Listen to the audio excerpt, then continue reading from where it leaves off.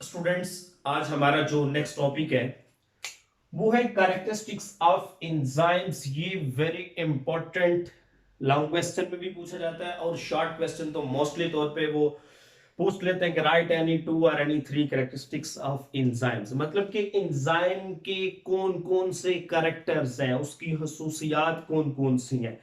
तो ये बड़ा एक इजी टॉपिक है और इम्पोर्टेंट टॉपिक है, तो हम आज इसको डिस्कस करेंगे। इसके में बिल्कुल भी कोई मुश्किल वाली बात नहीं है। सबसे पहले अगर हम एंजाइम के कैरेक्टर की बात करें तो एंजाइम का जो स्ट्रक्चर है वो किस तरह से है। एंजाइम की अगर हम स्ट्रक्चर की बात करें तो ये 3 डायमेंशनल ग्लोब्यूलर प्रोटीन है। एंजाइम 3 डायमेंशनल ग्लोब्यूलर प्रोटीन, और आपको पता है कि जो ग्लोब्यूलर प्रोटीन होती है ये इसके अंदर जो इंपॉर्टेंट स्ट्रक्चर होता है वो टर्शियरी स्ट्रक्चर होता है। और जो ग्लोब्यूलर प्रोटीन, और आपको पता है कि प्रोटीन किससे बनी हुई होती है? अमाइनो एसिड से। फॉर एग्जांपल ये एक अमाइनो एसिड है, ये दूसरा अमाइनो एसिड पेप्टाइड बॉन्ड के थ्रू अटैच होता है, इसी तरह तीसरा चौथा, इस तरह ये अमाइनो एसिड्स जो हैं ये मिलकर एक लंबी चेन बनाते हैं। वो फिर चेन बेंडिंग और फोल्डिंग होकर उसकी फिर एक स्पेसिफिक शेप बन जाती है जो कि 3 डायमेंशनल ग्लोब्यूलर शेप होती है। उसको हम क्या नाम देते हैं? एंजाइम्स का। इसके अंदर फॉर एग्जांपल ये देखें, इसी तरह ये अरेंज होती है पूरे के पूरे एंजाइम्स के अंदर अमाइनो एसिड्स। इसको हम क्या नाम दे रहे हैं? 3 डायमेंशनल जो ग्लोब्यूलर शेप है ये इसका स्ट्रक्चर है। अब जो एंजाइम्स है इसकी स्ट्रक्चर की अगर हम बात करें तो ये during the chemical reaction and after the chemical reaction same रहता है। कि जो एंजाइम का जो स्ट्रक्चर होता है ये during the chemical reaction and after the chemical reaction same रहता है, इसके अंदर कोई चेंजिंग नहीं आती। ये होगा इसका पहला कैरेक्टर एंजाइम्स का। आगे आ जाए बायोकैटालिस्ट, सेकंड कैरेक्टर। आप लोगों ने केमिस्ट्री के अंदर वर्ड पढ़ा होगा कैटालिस्ट, कि जो केमिकल रिएक्शन को स्पीड अप करता है और at the end of chemical reaction हमें वैसे का वैसा ही मिल जाता है, उसको हम क्या नाम देते हैं? कैटालिस्ट का। अब बायो का जो लफ्ज है ये मोस्टली तौर पे ये यूज किया जाता है लिविंग ऑर्गेनिज्म के लिए। तो बायो कैटालिस्ट क्या हुआ कि लिविंग ऑर्गेनिज्म की बॉडी के अंदर जो केमिकल रिएक्शंस हो रहे हैं उनको स्पीड अप करने के लिए जो चीज यूज की जाती है उसको हम बायो कैटालिस्ट कहते हैं। और एंजाइम्स जो है वो बायो कैटालिस्ट है कि ये लिविंग ऑर्गेनिज्म की बॉडी के अंदर केमिकल रिएक्शन को तेज करते हैं, स्पीड अप करते हैं। सपोज के एक केमिकल रिएक्शन जो है वो लिविंग ऑर्गेनिज्म की बॉडी के अंदर हो रहा है, तो उस केमिकल रिएक्शन के अंदर एंजाइम भी यूज हो रहा है, तो उसकी जो स्पीड होगी वो 10 to raise power 3 to 10 to raise power 6 times ज्यादा होगी as compare to that reaction कि जिसके अंदर एंजाइम यूज नहीं हो रहा। सपोज के एक रिएक्शन है जिसके अंदर एंजाइम यूज हो रहा है, तो उस रिएक्शन की जो स्पीड होगी वो ज्यादा होगी उस रिएक्शन से कि जिसके अंदर एंजाइम यूज नहीं हो रहा। और उसके बाद at the end of chemical reaction कि लिविंग ऑर्गेनिज्म की बॉडी के अंदर जो केमिकल रिएक्शन हो रहा है उसका जब एंड होता है तो हमें ये जो एंजाइम है वैसे के वैसे ही दोबारा मिल जाते हैं। उसके अंदर कोई चेंजिंग नहीं आती बल्कि वैसे का वैसा ही हमें एंजाइम दोबारा मिल जाता है न्यू सबस्ट्रेट को प्रोडक्ट में कन्वर्ट करने के लिए। हमने ये भी पढ़ा था कि जो एंजाइम है इसके बगैर लाइफ इम्पॉसिबल है। उसकी वजह भी हमने पहले भी पढ़ी थी, मैं आपको दोबारा बता देता हूं कि देखें कि हम रोजाना की बेस के ऊपर डेली बेसिस पर हम बहुत सी डेली एक्टिविटीज परफॉर्म कर रहे होते हैं। अभी मैं पढ़ा रहा हूं, आप लोग पढ़ रहे हैं, तो जाहिर सी बात है इसमें आप लिख भी रहे हैं, मैं भी लिख रहा हूं, तो जाहिर सी बात है इसमें एनर्जी यूज हो रही है। हम देखते हैं, आंख को झपकते हैं, तो इस दौरान भी एटीपी की फॉर्म में हम एनर्जी यूज कर रहे होते हैं। तो वो जो एनर्जी है वो कब बनती है, जब केमिकल रिएक्शंस हो रहे हैं। फॉर एग्जांपल अगर हम सेलुलर रेस्पिरेशन की बात करें तो उसके अंदर आपको पता है कि ग्लूकोज का मॉलिक्यूल डिफरेंट स्टेप से पास ऑन होते हुए किस में चेंज होता है, कार्बन डाइऑक्साइड और वाटर के अंदर। और आपको पता है कि इस केमिकल रिएक्शन में एनर्जी भी बन रही होती है एटीपी की फॉर्म में, और ये जो एटीपी है ये हम यूज कर रहे होते हैं अपनी बॉडी की डिफरेंट जो मूवमेंट्स हैं अपनी थिंकिंग के अंदर, तो हम इस एटीपी को यूज कर रहे हैं। अगर ये एटीपी कम बने, ये केमिकल रिएक्शन स्लो होंगे तो ये एटीपी भी कम बनेगी, लिहाजा हमारी डेली की जो एक्टिविटी है वो प्रॉपर तौर पे परफॉर्म नहीं हो पाएंगी।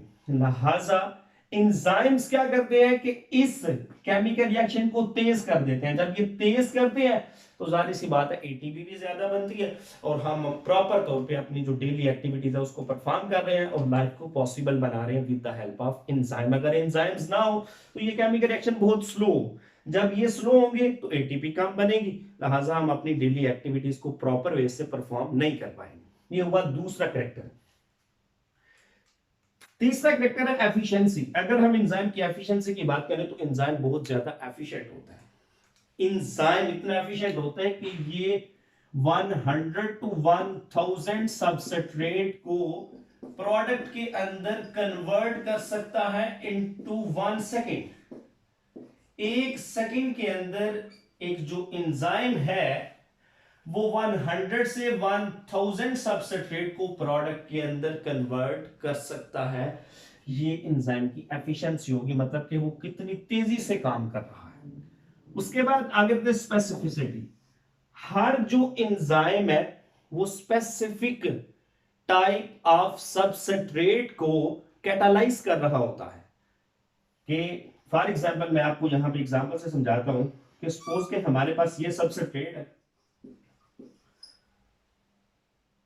ये सबस्ट्रेट है और ये हमारे पास क्या है समझने के, ये हमारे पास ये एंजाइम है, ठीक है।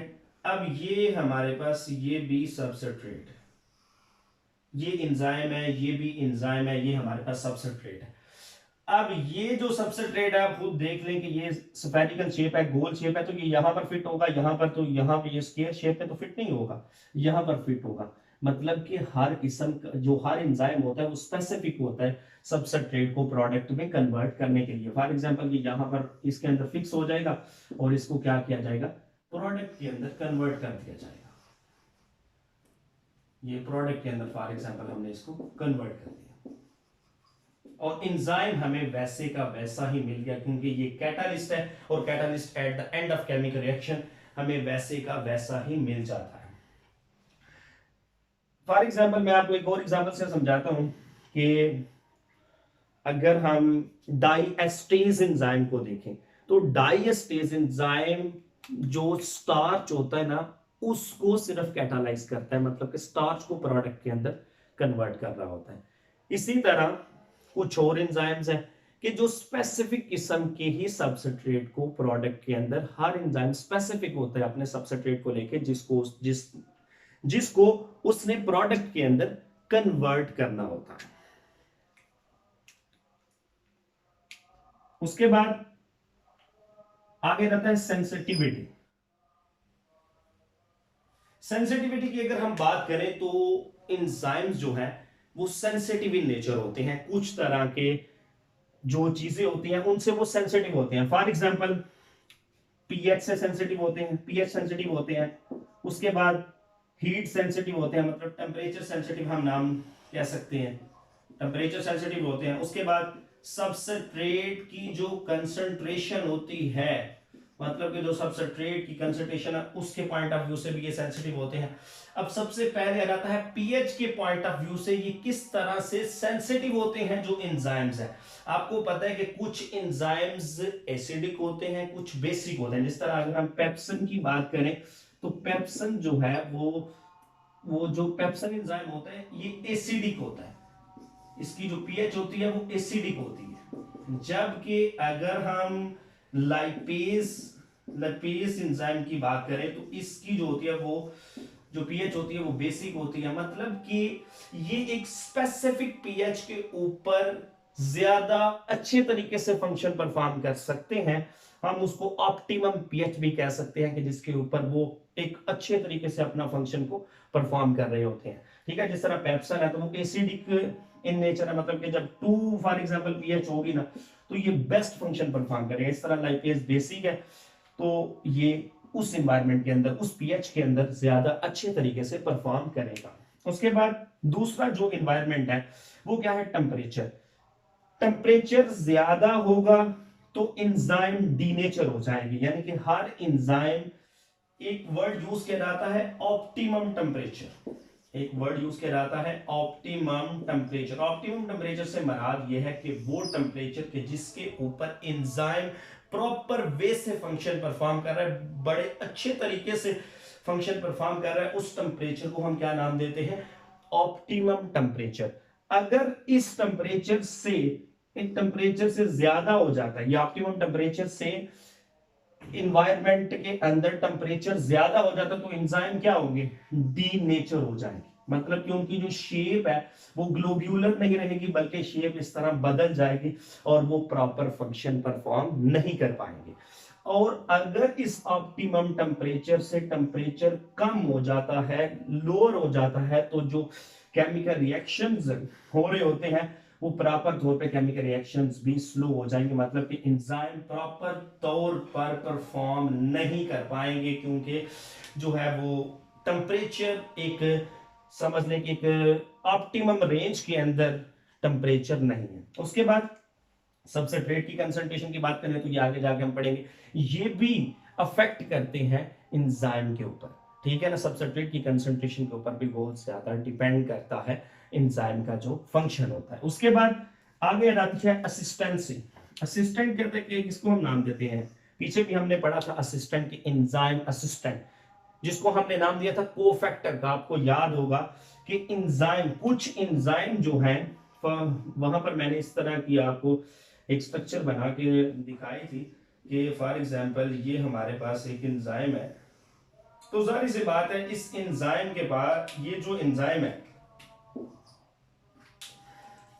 इस एंजाइम को एक नॉन प्रोटीन पार्ट की जरूरत होती है, इस एंजाइम को एक नॉन प्रोटीन पार्ट की जरूरत होती है। फॉर एग्जांपल ये वो नॉन प्रोटीन पार्ट है, अगर ये मौजूद होगा तो केमिकल रिएक्शन होगा, अगर नहीं होगा तो वो केमिकल रिएक्शन प्रॉपर तौर से परफॉर्म नहीं होगा। ये समझ लें क्या है, कोफैक्टर है, जिसको हम असिस्टेंट, एंजाइम असिस्टेंट का नाम भी देते हैं, और ये नॉन प्रोटीन पार्ट होता है। ये काफी डिटेल से कोफैक्टर के ऊपर लेक्चर पढ़ा हुआ है, उसका लिंक भी डिस्क्रिप्शन में दे दिया जाएगा। ये नॉन प्रोटीन पार्ट होता है और ये समझ लें सबस्ट्रेट होता है। तो कुछ एंजाइम को समझ लें कि ये नॉन प्रोटीन पार्ट की जरूरत होती है ताकि वो इस सबस्ट्रेट को प्रोडक्ट के अंदर कन्वर्ट कर सकें। ठीक है, इसको हम नाम देते हैं कोफैक्टर का, ये जो एंजाइम असिस्टेंट होता है। ठीक है, समझ लें कि ये, उसको कुछ एंजाइम को जरूरत होती है, कुछ को इसकी जरूरत नहीं होती। वो एज सच सब्सटेंस को, जिस तरह ये कर रहा है, प्रोडक्ट को डायरेक्ट, सबस्ट्रेट को डायरेक्ट प्रोडक्ट के अंदर कन्वर्ट कर रहा है, लेकिन इस एंजाइम को जरूरत है, ये अगर मौजूद ना हो तो ये इस सबस्ट्रेट को प्रोडक्ट के अंदर कन्वर्ट नहीं कर सकता, लिहाजा इसको इस कोफैक्टर की जरूरत है सबस्ट्रेट को प्रोडक्ट के अंदर कन्वर्ट करने के लिए। उसके बाद एक्टिवेशन एनर्जी की बात करें तो एक्टिवेशन एनर्जी क्या होती है, सबसे पहले इसको समझना है। एक्टिवेशन एनर्जी वो मिनिमम अमाउंट ऑफ एनर्जी है, कम से कम अमाउंट है कि जो किसी भी रिएक्शन को स्टार्ट करने के लिए इस्तेमाल की जाती है। फॉर एग्जांपल अगर कोई केमिकल रिएक्शन हो रहा है और उसके अंदर एंजाइम यूज नहीं हो रहा तो ज्यादा एक्टिवेशन एनर्जी चाहिए। ठीक है ना, कि अगर कोई फॉर एग्जांपल ए और बी सब्सटेंस और इसको हम कन्वर्ट कर रहे हैं सी प्रोडक्ट के अंदर, ये सबस्ट्रेट है फॉर एग्जांपल ए और बी, और सी क्या है, प्रोडक्ट है। ये जो ए और बी है ना, अगर तो सपोज इसके अंदर एंजाइम यूज नहीं हो रहा तो हमें ज्यादा एक्टिवेशन एनर्जी चाहिए, ज्यादा एनर्जी चाहिए, ज्यादा। समझ लें कि ये दिक्का लगाने के लिए जो एनर्जी होती है ना, किसी बार एग्जाम्पल एक गाड़ी नहीं ना चल रही तो उसको हम दिक्का लगाते हैं, इसी तरह रिएक्शन को दिक्का लगाया जाता है। समझ लें रिएक्शन को जो धक्का लगाया जाता है ना, वो क्या है, वो समझ लें एक्टिवेशन एनर्जी है। The minimum amount of energy which is required to start a chemical reaction is called activation energy। लेकिन जब एंजाइम यूज हो रहा होगा ना तो ये एक्टिवेशन एनर्जी बहुत कम लगानी पड़ेगी, इसीलिए कहा जाता है कि एंजाइम जो है वो एक्टिवेशन एनर्जी को कम कर देते हैं। एंजाइम जो है वो एक्टिवेशन एनर्जी को कम करके तो केमिकल रिएक्शन को स्पीड अप कर रहे होते हैं, क्योंकि जब एंजाइम यूज नहीं होगा तो एक्टिवेशन एनर्जी ज्यादा यूज हो रही है, लेकिन जब एंजाइम यूज हो रहा है तो फिर एक्टिवेशन एनर्जी को कम कर दिया जाता है, क्योंकि एंजाइम उस रिएक्शन को प्रोसीड कर रहे होते हैं। उसके बाद डैमेजिंग, कुछ एंजाइम्स ऐसे भी होते हैं कि अगर वो किसी रॉन्ग प्लेस पर प्रोड्यूस हो जाते हैं या रॉन्ग फॉर्म में हो जाते हैं प्रोड्यूस, तो समझ लें वो नुकसानदा भी हो सकते हैं, डैमेजिंग इफेक्ट भी काज कर सकते हैं। फॉर एग्जांपल एक बड़ा ही इंपॉर्टेंट और बहुत ज्यादा आपने सुना होगा, पेप्सन एक एंजाइम है जो कि अगर सपोज के वो पेप्सन की फॉर्म में रिलीज नहीं हो रहा होता, बल्कि लाइजोसोम्स जो होते हैं ना, जो कि लाइजोसोम वो जो स्टमक की वाल होती है ना, उसके साथ कुछ चीफ सेल्स होते हैं, वो जो चीफ सेल्स होते हैं ना वो रिलीज कर रहे होते हैं। फॉर एग्जांपल अगर हम यहाँ पर बनाए, ये स्टमक की वाल है ना, तो यहाँ पर कुछ चीफ सेल्स होंगे, वो चीफ सेल्स पेप्सिनोजन की फॉर्म में, पेप्सिनोजन की फॉर्म में ये रिलीज कर रहे होते हैं, और बाद में इस पेप्सिनोजन को एक्टिवेट किया जाता है पेप्सन में, और फिर ये परफॉर्म कर रहे होते हैं अपना फंक्शन स्टमक के अंदर। अगर ये डायरेक्ट पेप्सन की फॉर्म में रिलीज हो तो ये जो इंटरनल वाल है ना, इसको डैमेजिंग इफेक्ट काज करे, मतलब कि इसको ये ब्रेक डाउन कर दें, इसके लिए नुकसान ना होंगे। ठीक है, उसके बाद आगे रहते हैं अटैचमेंट। मोस्टली तौर पे जो एंजाइम्स होते हैं ना, ये अटैच्ड फॉर्म में होते हैं, माइटोकॉन्ड्रिया के साथ हो सकते हैं, क्लोरोप्लास्ट के साथ हो सकते हैं। ये फ्रीली मूव नहीं कर रहे होते, बल्कि ये अटैच फॉर्म में होते हैं क्लोरोप्लास्ट के साथ, माइटोकॉन्ड्रिया के साथ, मतलब कि जो ऑर्गेनेलिज होती है ना सेल के अंदर, छोटी छोटी जो ऑर्गेनेलिज है, माइटोकॉन्ड्रिया, क्लोरोप्लास्ट, इनके साथ अटैच फॉर्म में होते हैं। ये थे आज के कैरेक्टरिस्टिक्स। अगर आपको कोई क्वेश्चन है तो आप पूछ सकते हैं।